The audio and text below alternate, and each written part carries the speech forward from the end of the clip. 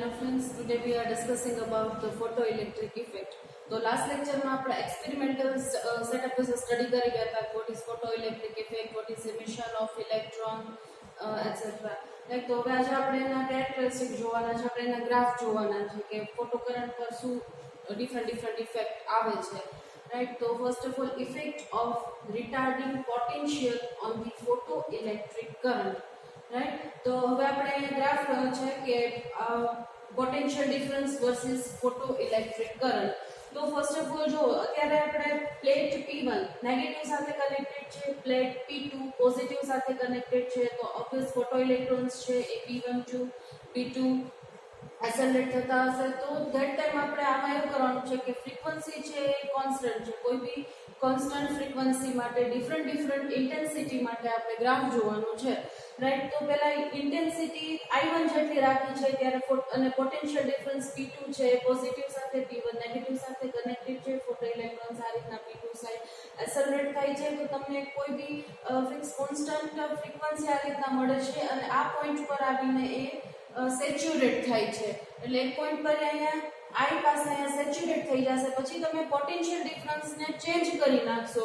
That means કે P1 ને તમે પોઝિટિવ સાથે કનેક્ટ કરી દેશો, P2 ને તમે નેગેટિવ સાથે કનેક્ટેડ કરશો અને તમે એના નેગેટિવ પોટેન્શિયલ ડિફરન્સ માટે જ્યારે તમે વેલ્યુ મેઝર કરતા હશો, ડિફરન્ટ રીડિંગ મેઝર કરશો, રાઈટ, ત્યારે શું થશે કે એક પોઈન્ટ પર ગ્રેજ્યુઅલી આપણે પોટેન્શિયલ ડિફરન્સ છે એ આ રીતના ફોટો ઇલેક્ટ્રિક કરંટ છે એ ધીમે ધીમે ડિક્રીઝ થવા મળશે અને એક પોઈન્ટ પર આવીને અહીંયા સ્ટોપ થઈ જશે. તો એ પોઈન્ટને આપણે કહીએ છીએ કટિંગ પોટેન્શિયલ કહે છે. રાઈટ, કે અહીંયા કટ ઓફ પોટેન્શિયલ કહીએ છીએ. રાઈટ, અહીંયા તો હવે મેઇનલી જોવાનું છે કે એવું થાય છે શું કામ, તો કે નેગેટિવ અહીંયા આપણે આપી દઈશું એટલે ફોટો ઇલેક્ટ્રોન્સ છે એ શું થશે, રિપેલ્ડ થશે એટલે કોઈક જ એવા ઇલેક્ટ્રોન્સ હશે કે જે પ્લેટ P2 સુધી આવી શકતા હશે. ધેટ મીન્સ કે ફોટો ઇલેક્ટ્રિક કરંટ છે એ શું થશે એટલે ધીમે ધીમે ડિક્રીઝ થવા મળશે અને ડિફરન્ટ ઇન્ટેન્સિટી માટે એનો જે સ્ટોપિંગ પોટેન્શિયલ જે છે એ ફિક્સ થઈ જશે. અહીંયા પણ આ પોઈન્ટ પર જ બધા કટ ઓફ થઈ જશે. તો સેકન્ડ પોઈન્ટ જોઈએ, effect of intensity of the incident light or radiation.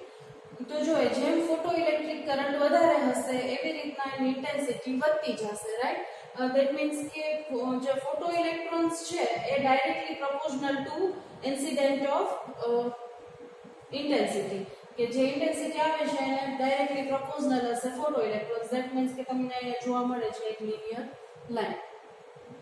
તો હવે થર્ડ પોઈન્ટ જોઈએ તો કે effect off frequency on the stopping potential. Right, તો આપણે અહીંયા ગ્રાફ છે stopping potential versus photo electric current.